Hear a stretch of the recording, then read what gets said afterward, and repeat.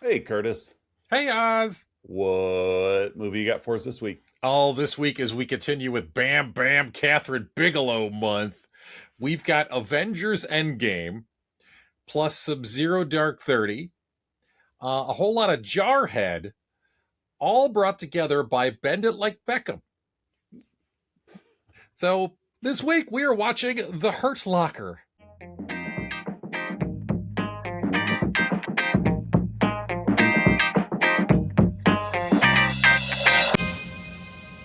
The Hurt Locker. The Hurt Locker, not a Hurt Locker or an Hurt Locker.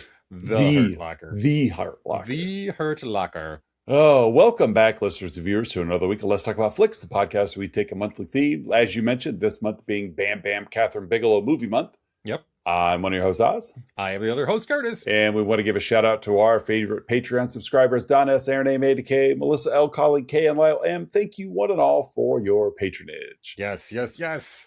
And be sure to like, subscribe, and hit that notification bell if you're on YouTube. Otherwise, follow us if you're on any other channel that you're ingesting our content. It's just straight humor is what it is. Like, yeah, it's like you could go to the doctor and be put on something, or you can just listen to our show. No, it cures what ails you. It's free. Yep, it's free. So and check out the website. Covered by Medicaid and Medicare. Yep, and Patreon. And Patreon, yeah. I get my health insurance through Patreon. I do too. It's a cheap. PPO plan. It's tiered. It's tiered. I get content behind the paywall. Yep. And check out the website as well. Let's talk about flicks.com, where you could stream every episode we have, as well as hit the random movie generator, which we did get a hit on that. I did. Oh, I did see the analytic. Yeah, someone had Googled random generator and visited our site. We popped up. That's great. Yeah, so nice. It's the interwebs are working. Yes.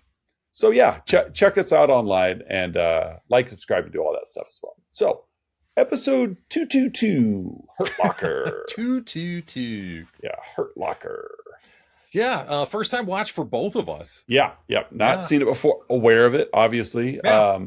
Lost track of time. Didn't realize this movie's like 18 years old already. Yeah. How is this? What was it? 08? I think, 2008, The Hurt Locker? June 26th or September 4th of 08. So yeah, it'll be 18 years old this year. Man. Yeah. Yeah, so you mentioned Avengers Endgame. These are future Avengers, as Iron Man had just hit the screen. Mm-hmm. But Academy Award winning film. Yeah. They said 3 Avengers were in this movie. Future Avengers. Avengers. Wasp, Hawkeye, and Falcon. / Captain America, yeah. Yes. And a villain. Mm-hmm. Yeah. Yeah. For a moment, anyway. Yeah, for a hot second. Yeah.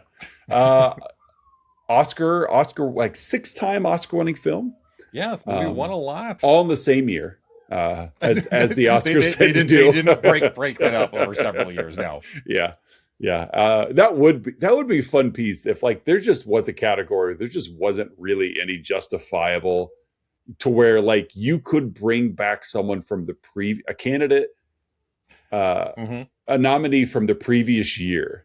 That it's like you look at like say your best animated film, and if this year's crop is just subpar, then yeah. But there was one film from last year that was still better than all of this year that they could. Yeah, that would be fun. I would be open to that kind of stuff. How the Baseball Hall of Fame works. Exactly. You get 10 years on the ballot, right? As long as you get a minimum threshold every year, or just how Brett Favre played after he left the Packers. Like Roger Clemens did the same thing. I'm just going to sit this one out until you need somebody better. Basically, yeah. Yeah. So, but no, Hurt Locker won 6 Academy Awards, including Best Picture. And this was one of those years where like they had stretched it to 10. Yeah. To where like this beat Avatar, this beat Inglourious Bastards, this beat Up. It beat Up. It beat Precious based on the novel Push by Sapphire. Kathryn Bigelow beat, again, I bet it was a real nice evening for her as she won Best. Jim Cameron. To beat James Cameron, especially for Avatar. James Cameron, yeah. Yeah. Beat Tarantino, beat Lee Daniels, who directed Precious based on the novel Push by Sapphire. But yeah, so this would won itself some awards, including those big two. Yeah. Yeah. Was Dark Knight up that year too, or no. maybe it was the prior year? That may have been the prior year. Yeah. Yeah, because the Oscars are always weird. That it's like as you obviously our viewers, I'm sure know. I don't think they're unfamiliar with the Academy Awards, but it's like the show will be like like March or February of the next year. So it's it's that weird of like, oh, the 2009 Oscars, but they're not for the 2009 films. They're for 2008. Well, it's like the Super Bowl. Yeah. Like the Super Bowl covers the prior season. Right. It's like the 85 people clamor for the 85 Bears, but the Super Bowl itself was won in January of 86. Exactly. Mm-hmm. So, but no, it was, again, a very prestigious film, this one. That it is. Yeah. A near perfect movie, as the poster says. According to Kathryn Bigelow, a near perfect movie. That's from Time Magazine. Compared Jeremy Renner to a young Russell Crowe. A young Russell Crowe. That's an interesting comparison. Yeah. Russell Crowe, also an MCU actor as well. Yes, he is. So, all right.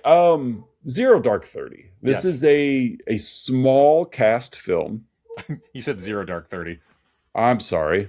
Hurt Locker. I was scrolling down Wikipedia to the cast and saw that. Saw Zero Dark 30 and out it came.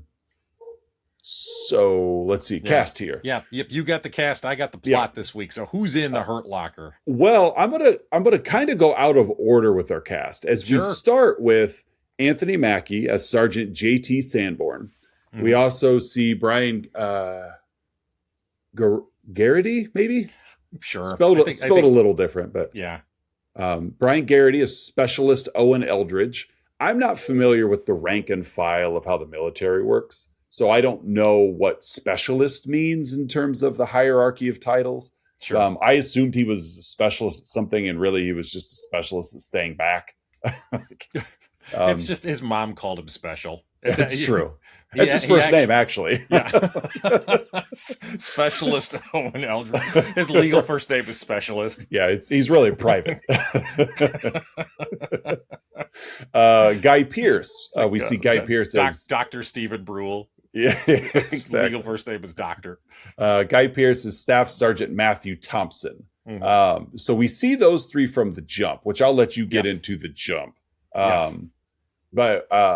And then we have Jeremy Renner show up a little later as Sergeant First Class William James. Mm-hmm. Renner's an interesting character, and we'll get into that as well. Yes, he is. A little bit of an adrenaline junkie, but we also see some David Morse. Yeah, I like David Morse. Me too. He's a good kind of that guy actor. If very much. You need a tough guy. You get David Morse in there. We get a David Morse. We get a Ray Fiennes. In this movie. Ralph makes another appearance. Ralph Fiennes from covered him in Strange Days. A couple weeks ago. Evangeline Lilly. Mm-hmm. And really, it's a very small cast. Yeah. The ones that matter are really Renner, Mackie, and Geraghty. Yeah, that's pretty much it. And so I'll let you get to the plot of this film. Yes, as your eyes get a little wide there. Yeah. Yes, I have a feeling that'll come back up a little bit later from one of us. But as far as there really isn't a whole lot of plot for the Hurt Locker. You know, for a film that won. Did this get nominated for screenplay? Out of curiosity, I'll look while you're. But yeah, not a whole lot of plot to this movie. It's more just almost vignettes. You know, it's you're following the same characters from moment to moment, from day to day, and it won Best Original Screenplay. Interesting. That is quite interesting. Beating Inglourious Bastards, The Messenger, A Serious Man, and Up. Yeah, it beat up. Yeah, it did beat up. I don't know, but Best Adapted Screenplay was Precious, based on the novel Push by Sapphire. So toe to toe, I'm not sure which one would have come up the victor. Yeah. We opened with an interesting on-screen quote from someone named Chris Hedges. The rush of battle is often a potent and lethal addiction For war is a drug. And I put that last part in bold in my notes. War is a drug. Cocaine's a hell of a drug. Cocaine's a hell of a drug. I'd like to think that that was Chappelle's show, right? That was Rick James prior to this. That Rick James sketch inspired the screenplay for The Hurt Locker. I think it did. Yeah, war's a hell of a drug. I'm Rick James. So we're in Baghdad in 2004. We are in the Iraq War, which was 4 years prior to the release of this film. Mm-hmm. And we open on a bomb robot driving on the side of the road. We see locals in panic, and then the American soldiers arrive because we're the heroes, right, Oz? We are always the heroes. Whenever you see American soldiers, or again, we're recording this on January 25th, 2026. Whenever you see American agents, perhaps even on domestic soil, good things are happening, Oz. Yeah. You'll be told they're the heroes. Yes, yeah. You'll be told in no uncertain terms. Yeah. These are the good guys. Yep. We get the Bravo Company, an Army Explosive Ordnance Disposal team from Bravo Company arrives, made up of Sanborn, Eldridge, and Thompson. Oddly enough, they actually work for the television company Bravo. They were there to really clean things up. They are the fresh coat of paint on things. Well, it just shows how much American media is in control of things. Yeah, it's Bravo let their bomb squad come to Iraq to help out. This also was there was a working title for the Johnny Bravo show that was on Cartoon the Johnny Bravo Company. Johnny Bravo Company. Hey. I like Johnny Bravo. I liked Johnny. I did like Johnny Bravo too. Fun character. Yeah. Using the bomb robot, they uncover a very large improvised bomb, which again, that was one of the hallmarks of that war. Again, I am not an expert of the Iraq War, in the early to mid aughts, but we know that was a tactic that was often used by the locals.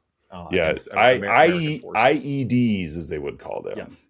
So, not to be confused with an IUD. No. Those are not the same thing. Some minor differances between an IED or an IUD or an IEP. Both could prevent pregnancy. They could.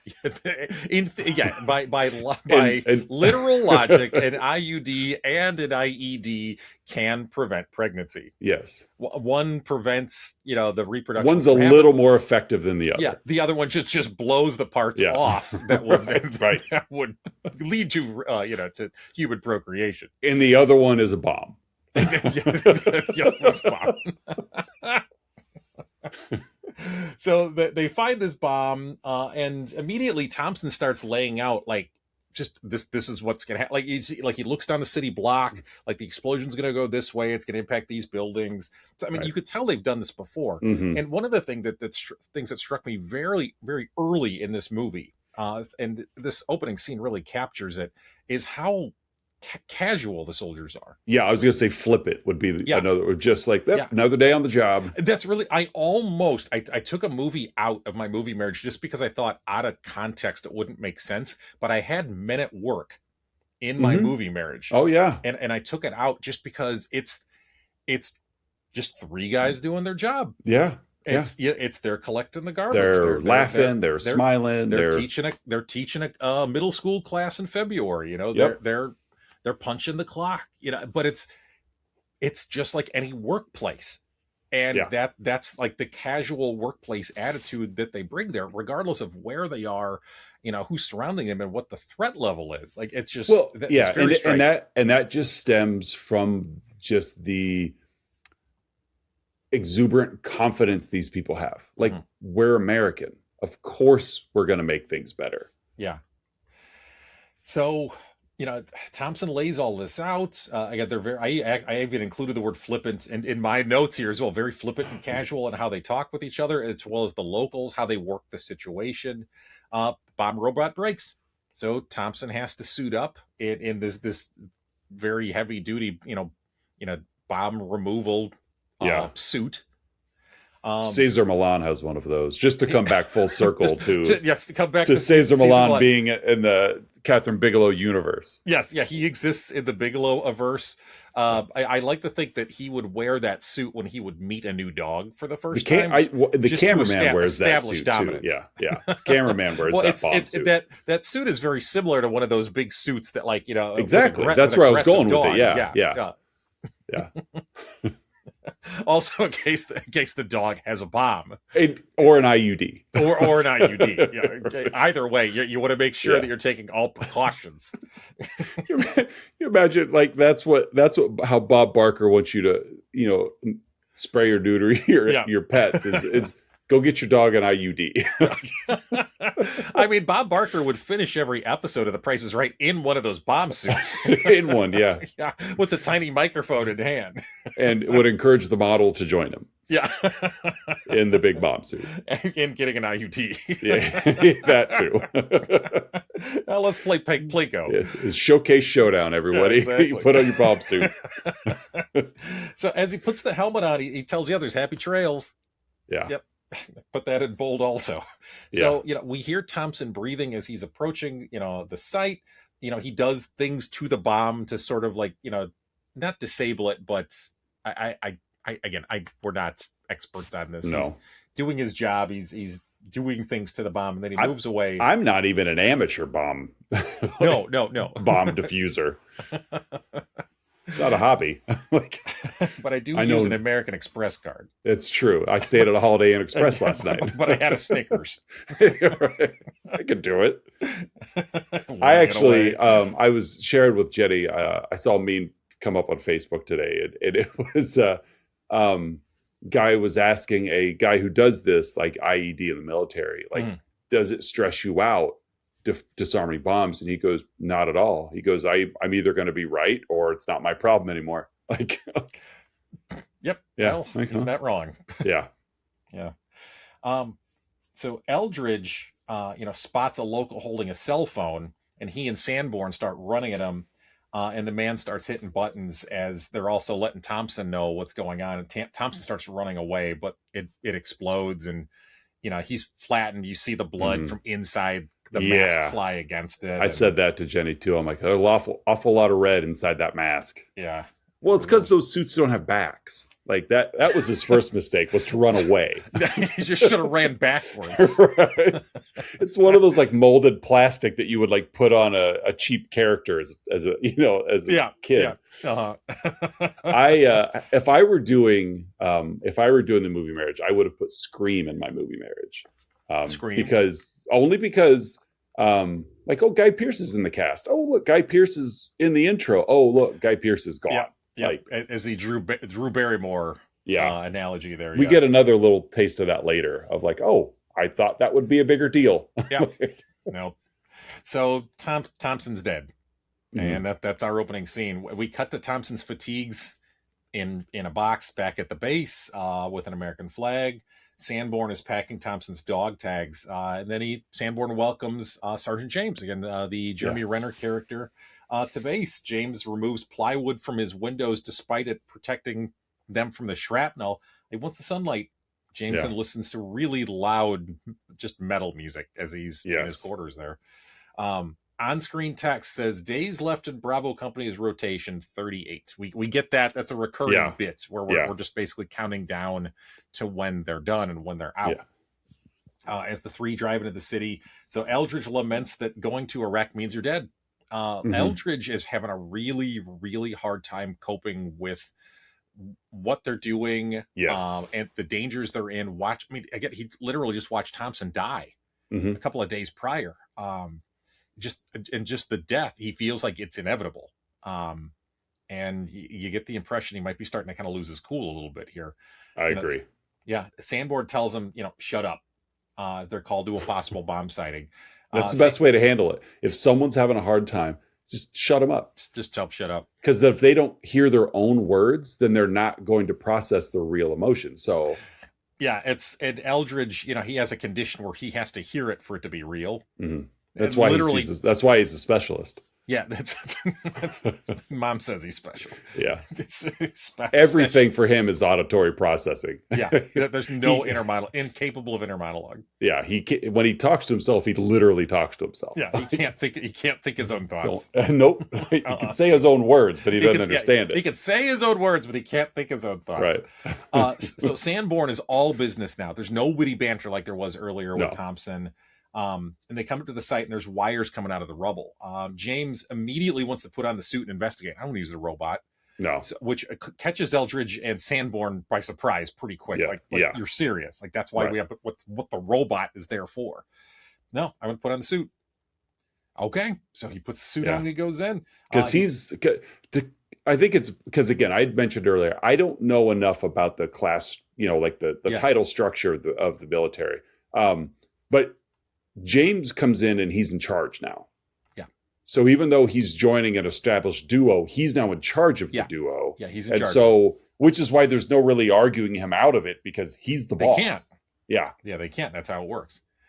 So James, chuckles as he walks out of the scene in the suit. He's much more casual than Thompson one. He throws a smoke grenade as a quote unquote diversion.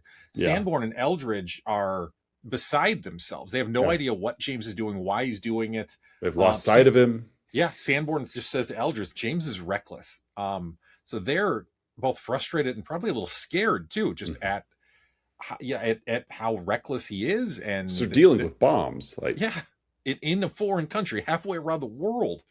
So there's a car speeds in. James pulls a handgun on him as this car just speeds and stops right in front of him. James pulls a handgun on him.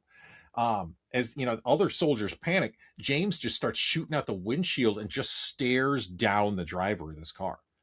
You have no idea why this driver is there, but James just stares him down. And eventually, whether it's intimidation or just impatience, the guy backs the car off and leaves. Well, it's because he was dressed like Caesar Milan. Yeah. James finds a roadside bomb, finds an IED there, disables the detonator, and he starts tracing the wires, and that's where we get the cover art. Probably the most famous, still frame from this movie. Oh yeah, of 7 secondary bombs. These like cylindrical tubes, all connected to each other. And he pulls them all up at once. We, the audience, through Bigelow's camera, track a local moving inside a building as James is slowly disabling each of the bombs. James sees the man who runs off and drops a D battery. I wasn't smart enough to put all this together as I'm watching it, but I wasn't either. According to the Wikipedia, that local was going to use the D battery to detonate the bombs. Oh, okay. Yeah. So I didn't realize that that's all as easy as it was. Yeah. I mean, as long as it's Duracell. Yeah. You don't. Yeah. I mean, you do use a Rayovac. It's clearly not going to work. No. Minimum Duracell Energizer if you get the extra. The Rayovacs, they only come half charged anyway. Yeah. It's like a D minus. It is. So afterwards, Sanborn goes after James. You've got to be more careful. It's our lives too, not just yours. Back at base, he punches him in the face. He does, yeah. Hey, James, bam. Mm-hmm. Back at base, Eldridge is playing a first-person shooter game, of course. Processes with Lieutenant Colonel Cambridge, who is the base counselor. I think they mentioned he's a psychiatrist by trade, but he seemed a little more academic. Yeah, but he's the mental health clinician of the base. To be there for the other soldiers. And Eldridge just insinuates to him it's only a matter of time before I'm gonna die. It's war. And Cambridge tells Eldridge, you've got to stop obsessing about this. And Eldridge is just cycling about Thompson. He just cycles and cycles on it. So, I mean, he's clearly demonstrating, trauma that's kind of masking OCD in a way. Right. Okay. And, Sanborn ends up confronting a very dismissive and uncaring James again, calls him redneck trailer trash. So, there's clearly no love lost for each other. No, very little trust there. We get days left in Bravo Company's rotation 37. Yeah. Literally the next day. The next day. Yeah. The next day, after all of that, the team is called to investigate an illegally parked car. There's something very heavy in the trunk. You see the suspension sagging from the weight of whatever is in the trunk. James moves in on foot, of course. And an insurgent sniper shoots and like detonates something in the car. Like a local is shot. Again, there's just chaos happening everywhere here. James kicks the trunk open, despite what might be bombs in there. He just kicks this vehicle, and it's just filled with bombs. The whole trunk, it's just filled with ordnance. And he removes his suit. It says, if I'm going to die, I want to die comfortably. Right. So he just removes the bomb suit, removes his radio. After he finds what Sanborn is saying annoying, and James flips him off. Very, very professional. Sanborn insists that we have to leave, but James, no, this is the job. We're going to keep working until it's disabled. As they prepare to leave, Sanborn, punches James again, like never turn off your headset. Maybe that was it. Maybe that was when. Yeah, but I got ahead of myself on the time that Sanborn was mad at James. Yeah, but it's wrong one. But it's 2 straight days. Like they've literally known each other for 48 hours, and and these 2 heavily charged, jobs they were called out to. Very life or death both times. James is, his recklessness, the insistence on just going right in, not using the technology to their advantage, and just putting himself in harm's way. Back at base, James befriends a local boy named Beckham who's selling bootleg DVDs. So just a little something that'll come back later. He hangs around base. There's other locals that are there just kind of selling their wares and things like that. They're all like, I won't call it licensed, but they're vetted to be there. Yeah. Because that comes up later too of how did this guy get in here? Yeah. We get another title card, Days Left in Bravo Company 23. So while the 3 of them are back behind the base, just exploding ordnance, because apparently you have to do that, Sanborn half jokes to Eldridge, "I'm going to blow up James." Yeah. Yeah. Because how much of that was joking? How much of that wasn't? Well, because James, he realized, I forgot my gloves down there. I'm gonna drive down and get my gloves. Yeah. To this like active bomb site, And he did.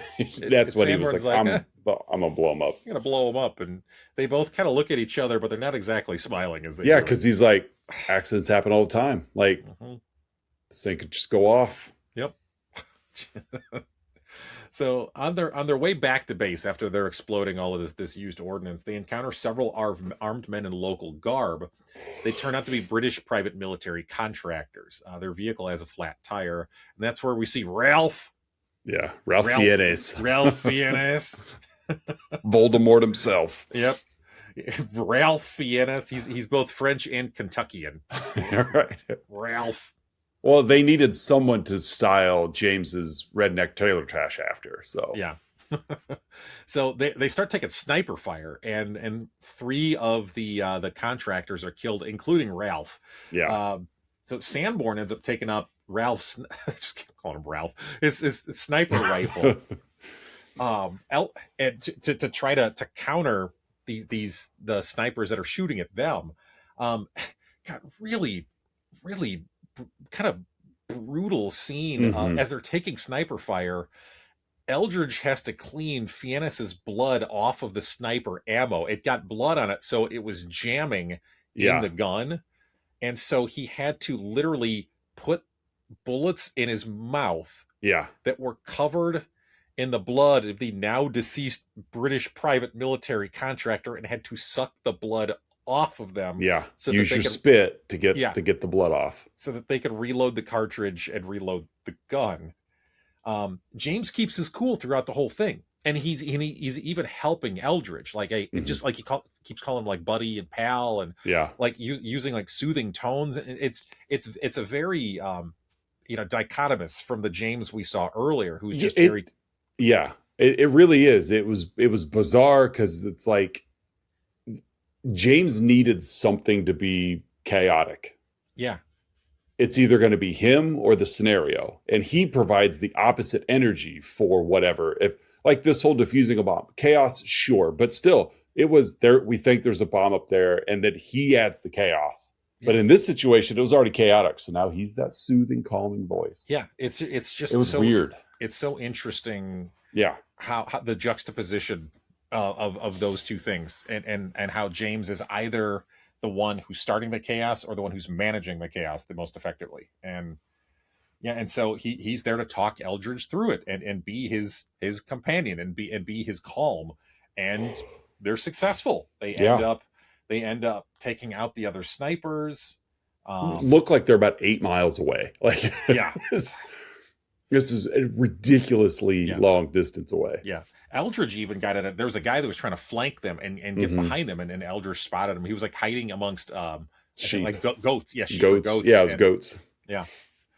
So back at the base, the three drink. They're I guess celebrating the day, if that's how to do it, or coping. Probably a little bit of both. They drink. They wrestle in James's quarters. James reveals he has a son and that he might be married. It's even he isn't quite sure what the status of that is, and James takes offense to Sanborn calling his maybe wife dumb. They find out James keeps parts of bombs that he's defused as like trophies or mementos or keepsakes, whatever words kind of best describe that. And he keeps quote unquote stuff that's almost killed me. Right. And he keeps them in the same box as his wedding ring. Again, things that have almost killed him. And almost just very normal things. We see James has frag scars all over his torso. Yeah. James and Sanborn's wrestling goes too far, and Sanborn pulls a knife to James's throat, because this wrestling it's an outlet, but it's also kind of a real way of Sanborn working out his frustrations with James. He's losing, by the way. Like, this is James pins him to the ground and pins his arms down. Yeah. And James isn't letting up either. No, even though Sanborn is now at this point telling him to stop. Yeah. Sanborn asks James if he has, Sanborn, have what it takes to put on the suit? And James just responds, hell no. Yeah. No, you don't. Back in his quarters by himself, James falls asleep. He puts the bomb suit helmet on, falls asleep. Like he needs that. Right. He needs to be on the job. Otherwise, there's nothing for him. Days left of Bravo Company's rotation, 16 as. The next morning, Cambridge asked to ride along.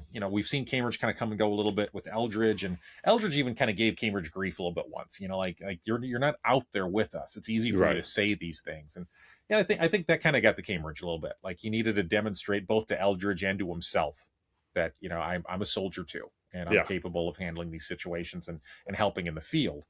And so they're called this was easily one of the most telegraphed scenes in the movie. Yeah, big time. You knew exactly. Yeah. Anyway, go ahead. So no, I agree completely. Yeah. It's like, he's going with he's dead. Yeah. Oh yeah. So spoiler alert. Exactly. So they're called into a local site to clear ordnance, but they end up silently sweeping a warehouse, hunting for the people who had dropped all this ordnance and this equipment off there. Well, and they notice little things that, like, the tea kettle's still hot, there's a cigarette still lit, so it's like somebody's around. Yeah.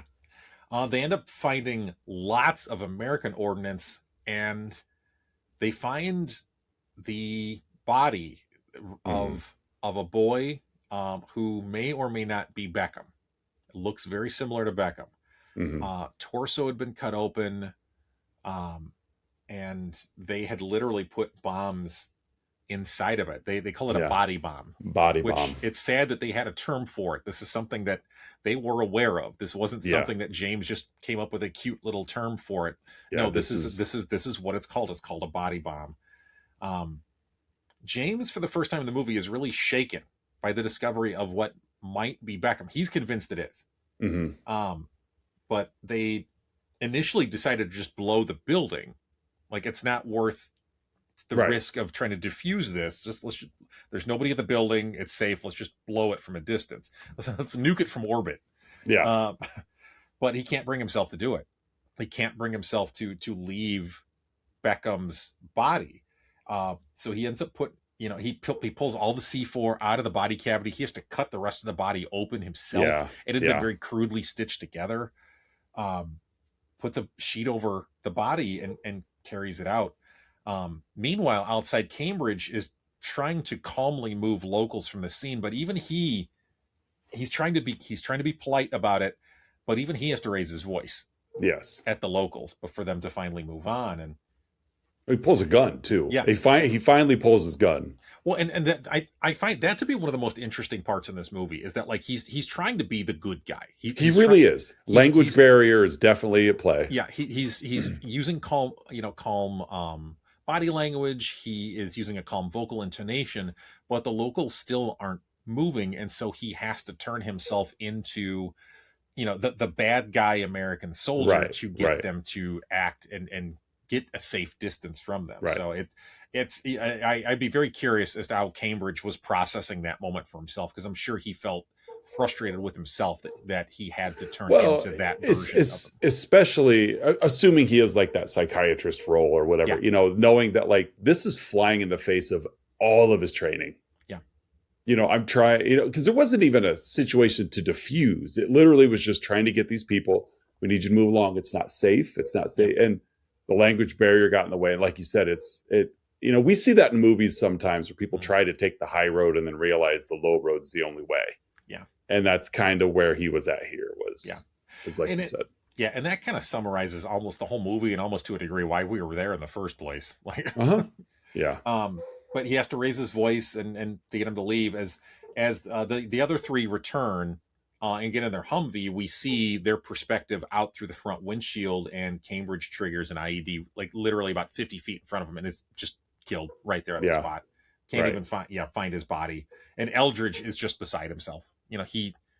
His counselor, like his the person who helped ground him and helped him maintain enough of his sanity to make it on a day-to-day basis was gone. It literally watched him die in front of him. Back at base, James calls Connie, his maybe not wife, again, Evangeline Lilly at home. He's holding their son. James doesn't say a word though. Doesn't say a word. She even called James, like she says his name, assuming it's him, and doesn't say a word. It's almost like he felt obligated to do it. But, right. Yeah. But outside of their quarters, James holds a gun on the adult DVD salesman who works with Beckham. And where does he live? He can't let go. Right. And that was, what prompted the call home. Was him feeling or him believing that Beckham was dead and thinking of his son, and so he gets this DVD salesman to drive him to Beckham's home, or where he's told is Beckham's home. So James just breaks into this house, this local Iraqi house. There's a like a university professor there. He's bilingual, so he's able to communicate with James. And I think finally the reality hits James that this isn't the right place. I'm not doing the right thing. I'm putting myself. I was like, what am I doing here? And so he flees. Very soon they're like, I don't know if this is even the next day or whatnot, but they're called to do a post-blast assessment to see if there was a suicide bombing. So a bomb had gone off and they have to go and investigate and kind of recreate what happened to tell the story of the scene. On site, there's dead locals. There's survivors missing limbs. There's people just screaming. James deduces that this bomb was remotely detonated, and he wants to hunt who did it, despite Sanborn's protest. But as you said before, James is in charge now, so he tells him that. He's like, you have to ask me, I don't have to ask you. Something along those lines. Yeah. So after splitting up, there's 3 alloways, there's 3 of us, we're each going to take one. Eldridge is initially captured. And he's shot in the leg. Sanborn and James, fortunately, they'll rescue him. And Eldridge is initially convinced he's dead.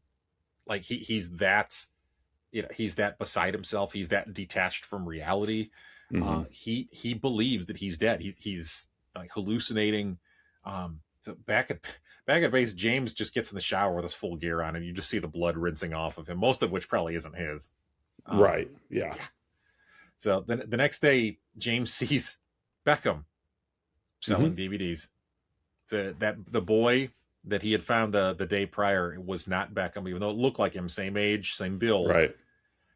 And Beckham, as he had several times before, asks him to play soccer, and James just coldly ignores him. Right. Just walks right by. I'm done connecting. Yeah, I can't, because the one point in the movie that he let his emotional guard down, that's why he doesn't do it. You do the job. We see Eldridge is preparing to be airlifted out, and he just curses out James. Like, you had to get your adrenaline fix. Just completely finally calls him out.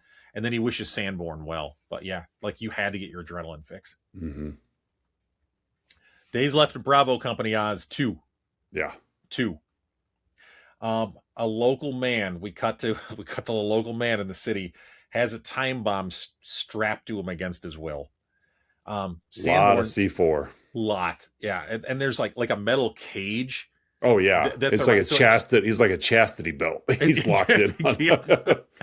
He's gonna blow up, and he won't even be able to lose his virginity. This is another, birth control. Yeah, that's really the theme of this movie's Locker. Really about birth control. It's that's what the Hurt Locker is. That's right. Yeah. So Sanborn suggests, let's just shoot the man. Because initially they don't know if he's in on it or not, and there's a translator there. And translator says he's a family man, and the guy, he doesn't want this. This was done to him. He didn't choose this. The man is begging for help. He's talking about his family. Sanborn brings out bolt cutters, but still suggests, like, we gotta leave him. Yeah. They see they're attached to the rig. James goes in, of course. They're using bolt cutters. They're trying to cut through all of these like padlocks that are on there that are locking the bombs to this steel harness that he's wearing. And James just apologizes. The clock's down to like 40 seconds, 30 seconds. And James just looks at it. It's like, I can't do it. Like, I don't have enough time. I don't have the right tools. And they have to leave him. And the man explodes. Yeah. James is hurt, but survives. And just, again, just one harrowing scene after another here. Driving back, a tearful Sanborn says, like, I don't want to die, but nobody but my parents would care if I did. I don't even have a son. Like, I'm done. Yeah, they had that conversation earlier about who, when they were talking to James about his wife, and Sanborn had said that, there's a girl I like, but all she wants to talk about is kids. Yeah. And James is like, give her a kid. Like, make her happy, give her a kid. And I'm not ready for that. Well, this flies. He's turned the page. He's like, if I were to die, no one would even care. Yeah. Like, what's my legacy? Yeah. I don't even have a son. He just kept saying, I don't even have a son. Yeah. So for all you daughters out there, you matter though. Just not to Sanborn. Yeah. So Sanborn asked James, like, how do you risk it every day? You have a son. Like, and James says, I don't think about it. He doesn't know why or how he's able to function the way he does. And you really get the impression he doesn't know how. He acts. He's never taken the time to really process or dig into how or why he behaves the way he does. There was a scene earlier after he defused the first bomb where this is where we get David Morse's character. Yeah. Who literally is just blink and you miss it kind of. Yeah.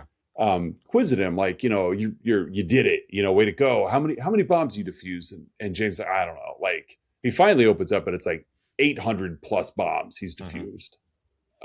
Which you don't do that in a tour. Like, yeah. That's a lot of bombs.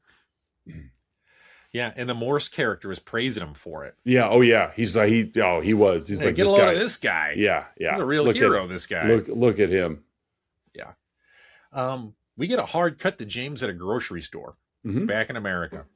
Bravo Company's tour is done. He's at a grocery store with Connie and their son. Very poignant scene. He's very lost and overwhelmed in the cereal aisle. Like, just the way Bigelow had the camera, it just looks like it stretches on forever, and he doesn't know how to be. He doesn't know how to just exist. No, how to function in civilian life. Because there's calm and no place for his chaos. Yeah.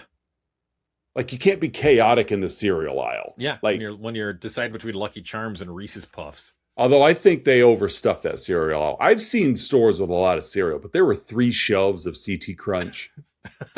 Grocery stores don't have 3 shelves of one cereal. So a lot of oops all berries. Exactly. So I think the set design went a little overboard with the cereal placement.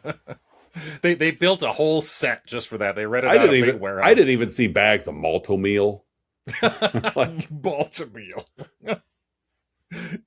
You can't tell me that any one grocery store has that much Sugar Smacks. No, they don't. No. Yeah. So nice try. Yeah. At home, he tells Connie, they need more bomb techs. So he hasn't let go. He's trying to talk himself into going back out. And he tells his infant son, as you get older, some of the things that you love don't seem special anymore. The older you get, the fewer things you love. With me, I think it's one. Yeah. He goes, it should be two. Yeah. And it's probably one. Cut to Jane back in his fatigues, exiting a helicopter, being welcomed back to Delta Company. Him in a bomb suit, days left, and Delta Company's rotation 365. He signed back up for another tour. Yep. Evangeline Lilly is in the movie for 2-3 minutes. Two scenes. Yeah. One of them is just her on the phone answering a phone. Yeah. Which is about the screen time of Ray Fiennes. Yeah. About this, like you look at Fiennes and Lilly and Guy Pearce. Yeah. And you'd think, oh, there's some names here. No, doesn't matter. No, there's not. No. Yeah, that's the Hurt Locker, Oz. That's 2008's the Hurt Locker. That's it. He signed back up, and we're it. That's the movie. Whew. Yeah, that's a heavy one. Again, as we've talked about before, the kind of movie that you and I typically don't seek out. No. Like neither of us are big like war movie fans or westerns, and not that we don't recognize this isn't a good movie. Of course, yeah. They're just not for me. They don't. It's just not the genres and this held my attention. Yeah. Like it was a good film. I'm not going to detract from it, but I've seen it. Yeah. All right, folks. Well, hey, at this point in the show, Oz and I give our own unique rating to the film we've been yapping about. In this case, Kathryn Bam Bam Bigelow's The Hurt Locker. I can't help but laugh every time. Hey, Oz, how would you rate this flick? Oh, we mentioned it earlier. It's getting 3 Avengers from me. It's getting 3 Avengers. Yep. I'm glad to see Hawkeye and Sam Wilson learn to coexist later on in their careers. When the world really does need them. Yeah. And how none of their bomb defusing tactics. I would say that maybe Hawkeye put to use some of his knowledge and some of his arrows, but overall, it's getting 3 Avengers from me. 3 Avengers. I like it. I'm going to go with 365 days left of Delta Company's rotation. Okay. Yeah, because at the end it was Delta, not Bravo. Yeah, right. So, yep, that's the worldview he has. That's what he wants. Every week, Oz and I scour the interwebs searching for unprofessional reviews that tickle our funny bones, and we hope they tickle yours as well in this week's edition of Outside Insights. Oz, what is your Outside Insight? This is from Intro Jam.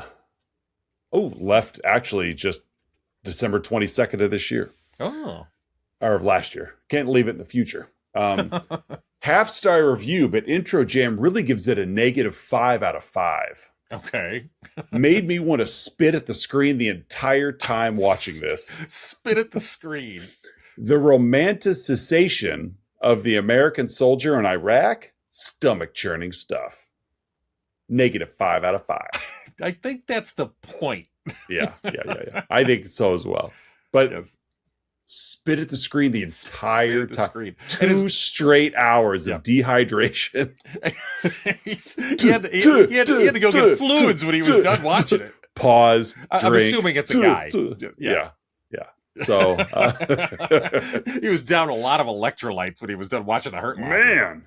So that's my review. What do you got? Mine, as always, comes from the Internet Movie Database, and it is a 1 out of 10, left by Informatica 1 in March of 2010 with the subject line, "They did it. Here's a best ? Worst ! Than Shakespeare in Love." 6 Oscars to a movie that cannot express a sense of reality? Best Director from Kathryn Bigelow, deserved, or it's because of the International Women's Day. 1 out of 10, Avatar now is the greatest wronged movie in history. Informatica, I'm assuming you're a male. Informatica. Yeah. Oh, has to be. Yes. It's Kathryn Bigelow won it because there's an International Women's Day. That's right. So woke. Yeah. When I celebrate International Man Day. Right. I'm a man and I'm the real victim. That's true. Just like these poor guys on the Hurt Locker. Yeah. Victims. Just another exception of American male victims. Avatar's the greatest wrong movie in history. America is so good at winning and being a victim. Yeah. All because of International Women's Day. That's right. Who even likes international women? We're victims domestically and internationally. What about American Women's Day? Yep, that's my people. outside insight. Yeah, we just gotta, this episode, especially just the timing of this. Again, we're in late January 2026 when we're recording this, and yeah, a lot going on. Yes, internationally and domestically these days. That it's hard to ignore with some of this tripe. It's crazy to think that back during the Iraq War, when we chose to go to Iraq and fight for the reasons we were fighting, like, they didn't like us then. No. Do you imagine what it would be like now to send, to send troops elsewhere in today's political climate? Like, because we still had allies at this point. Yeah. In this movie we had allies. Now it's like, yes, but as you forget that we're forming the Board of Peace. Are we? Yes. Well, I guess our Lord and Savior is a Peace Prize owner. FIFA Peace Prize award winner. Well, he's got the Nobel Peace Prize now as well. Yeah, I didn't say he's the recipient of it. He's the owner of it. Yeah, he's in possession of one. Oh, I bet he was the kid that if you got a quarter to go use the vending machine and you spun it and your little plastic ball come out, he'd be the one to shove you out of the way and just take it. Oh, yeah. And and then victimize himself because, well, I should have got that. Like, you got to it before I could. Yeah, it's your Moving on, folks. It's that point in the show you've all been waiting for. The Let's Talk About Flicks signature segment, the 3-2-1. The 3-2-1 heals all, Oz. In which Oz and I each share 3 goods, 2 bads, and 1 about this week's movie, The Hurt Locker. Oz, what are your 3 goods? The choice to drop some recognizable actors without any hesitation. Yeah. There are few shows and movies that do this. Scream obviously probably gets the most attention for it. It's not the only one. Psycho did it with Janet Leigh. Yeah. But Hurt Locker does it if you were to look at the cast, you would recognize names that don't have much of a part at all. This was before Renner and Mackie were Renner and Mackie also. Yeah. Guy Pearce he'd done Memento. He was a recognizable dude. Ray Fiennes has done some stuff. Yeah. Yep. And so for those guys to have a combined scene each, and their scene is to die. Yeah. And so I do enjoy entertainment that will take those risks. So Walking Dead did it early on. Yeah. Game of Thrones was good at it too, of characters that you thought had longevity just because of their storyline. Next thing you know, they're gone. Yeah. And so while the storyline wasn't there for these guys, the recognition was, and then they're gone. And you're like, oh, okay, we've leveled the playing field a little bit. Okay. 2, I really enjoyed Jeremy Renner's loose cannon performance. Yeah. Renner, in my movie watching time, Renner's always been an accessory character. Hawkeye is probably my most Jeremy Renner exposure. Yeah. And so he's not given a whole lot to work with there. But I've, and then they tried to kind of reboot the Bourne movies with him, and it didn't work. And so I really didn't have much of an opinion of Jeremy Renner's acting. And in this one, I was like, okay, like I like this, like it fits the character well, good for him. So, and I guess I liked kind of the unorthodox structure. There is no plot in this. So thankfully there was kind of this, on again, off again calendar of time to count down when their deployment was over. Yeah. And so, because every scene was this either ramping up the adrenaline scene or coming down off of an adrenaline scene. Yeah. Like every scene in the movie was that. And so it's kind of a very unorthodox structure to the film. And it was fine. It didn't take away from it. But again, it doesn't fit your 3-act structure necessarily. Yeah. And so that gave it a little bit more teeth to stay focused on, because you just never knew what was going to happen next. Mm-hmm. Those are my 3 goods. What do you got? You mentioned Renner. I'll mention Mackie. I thought Anthony Mackie was great in this movie. I think Anthony Mackie's, he's got a swagger and a charisma to him that a lot of actors of his generation don't.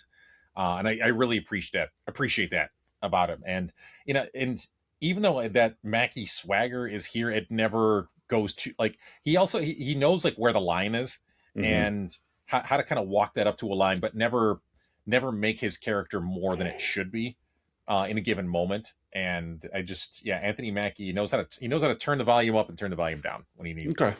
So yeah, Mackie's my first one. My second one is I'll go just a moment. So it was again the moment in this movie, the one that's on the box cover, when James discovers the secondary bombs and he pulls them up. There's like 7 of them just buried there. Yeah. And it's not just that moment, but it's the oh boy. Yeah. He just kind of says, just sighs, oh boy. Yeah. But again, that's him. Like somehow it's like using the adrenaline to pacify himself and to like balance the adrenaline with the serotonin. It's such his character is so interesting in that, it's either full adrenaline or none. And just, oh boy, as he finds 7 bombs surrounding. If he were a high school kid, he'd be the high school kid drinking like monsters all day long. Yeah. But not bouncing off the wall. Like I don't know how to cope if I don't have 6 monsters. Yeah. I agree. Yes. Yeah. I know a couple of those kids. I know a lot of them. I'm sure you do as well. Yep. And my last good is Kathryn Bigelow was the perfect director for this kind of script. And I even put in my notes, this movie, and Bigelow is notorious for this anyways, in a good way. She directs her direction technique. It's like a Pixies song.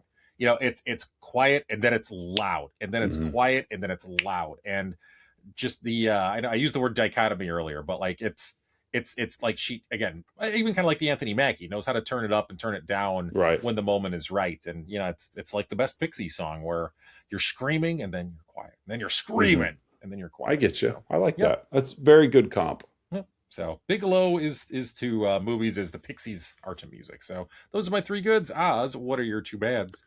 I don't like guns and I don't like war, and so that might be a big reason why war movies with lots of guns just aren't a big deal to me. And so that's my first one is I just don't like guns and I don't like war.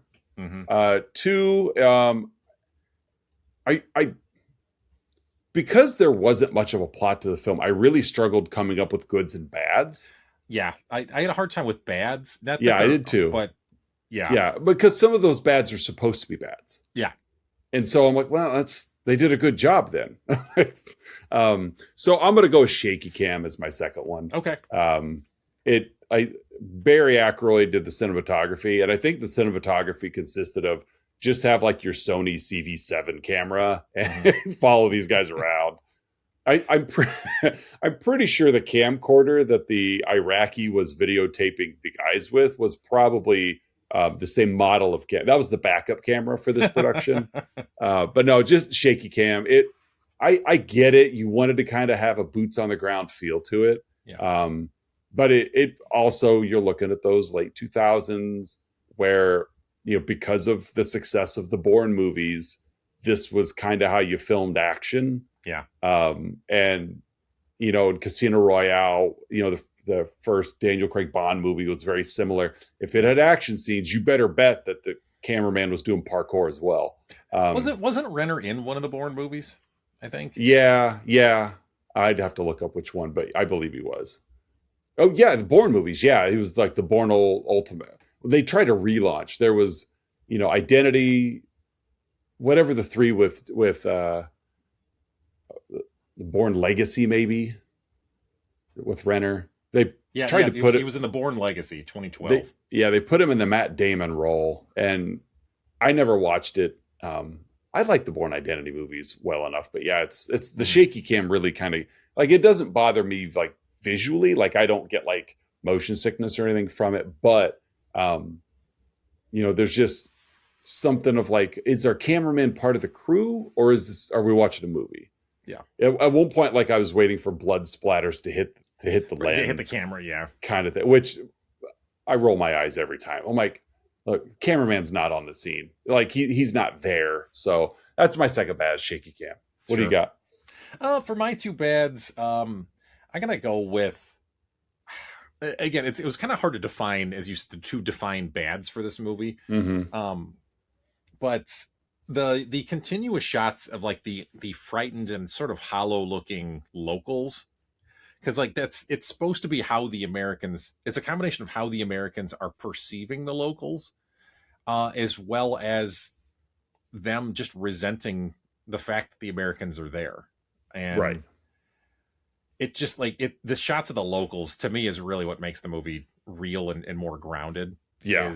Because it's part of it is like the trust and building of the tension, like, which of these locals might be in on things right now in a given moment, but also just that sort of just slow burn of the fact that most of these locals resent the fact that these American forces are there. Yeah. Even though clearly by looking at the surroundings, life in Iraq and those parts was awful, he still didn't want us there. It's our awful.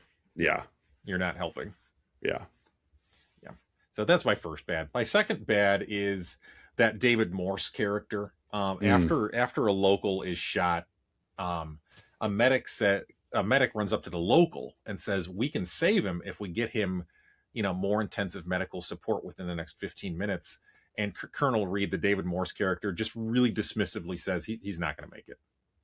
Right. He's not going to make it. Why? Like basically the unspoken statement is, why bother? Yeah. He's not one of us. Right. Why waste the resources? Yeah, that's another. Not only that, but the bad of like kind of going back where we're saying that even though what was going on in Iraq was theirs and we made it our problem, the dismissiveness of the Americans to almost be like, these people are stupid that they don't want our help. Yeah. And it's like, no, we know better. We're the Americans. Yeah. And it's like that type of just stance on things, that superiority and narcissism is just growth of like, that's how the world thinks of us. Yeah. Well, that's how we think of ourselves too, unfortunately. Yeah. Why wouldn't you want us? It's us. It's us. Hey, it's us. Right. You weren't invited to our party, but it wouldn't be a party if I wasn't here. You're welcome. Yeah, exactly. Yeah, so those are my two bads. Oz, what's your huh? Would you be in such a hurry to leave Evangeline Lilly alone again? I don't think I would. I don't think I'd be in a hurry. Yeah. Maybe that's just me and Mr. Lilly, but no, that was there's always pretty people cast in parts like this, and that's okay. Like looks don't matter, but you got your point across. The dude's an adrenaline junkie, and clearly with his family and with his, squad mates, he doesn't care about anybody but himself. Yeah. He needs to get his fix. He doesn't mistreat his squad mates, but he just puts them in possible peril because he even mentioned, I don't think about it. I just do. Well, then when he's in charge of a unit and dragging other people into his just do, these people their lives are at stake. So that's my huh. What do you got? So that was your huh. All right. My huh is during the sniper scene, they got parched and they got some juice out. So my huh was that military grade Capri Sun. It was in little like silver pouches. I didn't see a Capri Sun logo, but like it's one of those. I'm assuming it's Capri Sun. Military grade Capri Sun. Well, when you finish drinking it, you can use that that foil container as a flame retardant blanket. There you go. Yeah. you just tape a bunch of them together, and then you've got yourself a nice cozy blanket. Yeah. Did you? I almost had as my I just thought of it. Did you think Renner was going to eat that fly when it tried crawling into his mouth? Maybe. Because when they were there, like just flies buzzing all over. At one point, like there's one that lands on his lip and starts. He spits it, like kind of pushes it out with his tongue. But it was like even Jenny was like, like I thought for sure that thing was going to crawl in his mouth. So protein. But yeah, I had to have been Capri Sun. Had to have been. Yeah. So that's my Yeah, hey, that's a good Yeah, we got one more movie because we got a 5-weeker. And let's talk about Flicks Land. We measure time in Wednesdays, and there are 5 Wednesdays in January 2026. How are we closing out our esteemed Bam Bam Kathryn Bigelow month? I'm a little embarrassed to admit this will be a first-time watch for me, but we're going to wrap the month up with Point Break, the 1991 action movie with Swayze and Keanu Reeves and Lori Petty and Gary Busey and Anthony Kiedis and John McKinley and Tom Sizemore. Let's not forget Tom Sizemore. Oh no, let's not forget Tom Sizemore. It's another adrenaline rush movie. Like a lot of Kathryn Bigelow movies have a lot of them. Like that's the through light. Like we talked about how Strange Days was a 2-hour and 20-minute sprint. Near Dark is a much shorter film, but also is a sprint. Yeah. Her films, they just go. And kind of like me recently, but kind of like me recently. But yeah, Point Break. As I texted you earlier, without getting too far into it, this movie is because we reviewed The Last Boy Scout very recently as well. If anybody who wants to go back and check out that from the catalog, this is what The Last Boy Scout should have been. They both came out in 91. Yeah. So yeah, before you see it, that's just a little nugget I'm throwing your way. This is what much appreciated. This is what The Last Boy Scout could have been. Yeah, I'm excited to see. This is one of those that I've been obviously aware of. I mean, it's been parodied so many times. Yes. Pieces of this movie have been parodied so many times. It's kind of, I don't want to call it a running joke, but it's just the cliches of it have turned it's turned into cliches. But anyway, I'm excited to watch it for the first time. It's a movie that because it had been probably 20 years since I'd seen it, and I watched it about a week ago. And it's a movie that I remembered the cliches, and I don't think I really and I think even in its heyday, I never let myself buy into how good the movie is because of the cliches. Gotcha. Yeah. And I finally was able to distance myself from that and let go of a little bit of my own ego and really just enjoy this movie. It's fun. It's a thrill ride. Good. And it's really a movie about like male relationships, which adds an extra layer to the kind of the high octane nature here. Fair enough. And Swayze acts his butt off. Oh my goodness. Yeah. I've never been a Swayze detractor. So like I typically enjoy Patrick Swayze and what he does. He gives a performance here that you won't see coming. Good deal. So yeah, I'm looking forward to this first time watch. And then of course next week we'll also reveal February's theme. If you're a fan of the show, you could probably guess what it is. Or if you just check out the website, you could go to the episodes and you'll notice a trend there. Do a little research, you could figure out what it's going to be, but you still don't know what the films are going to be. Anyway, but no, social media wise, you guys can find us on Facebook and Instagram, YouTube Shorts, anywhere you listen to your podcast, you can find us there. And so, you got anything to part with before we take off for the episode?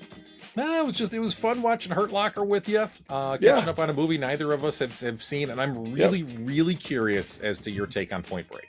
Oh, I'm sure I'll enjoy it. It's that 91 still feels enough like the 80s. Yeah.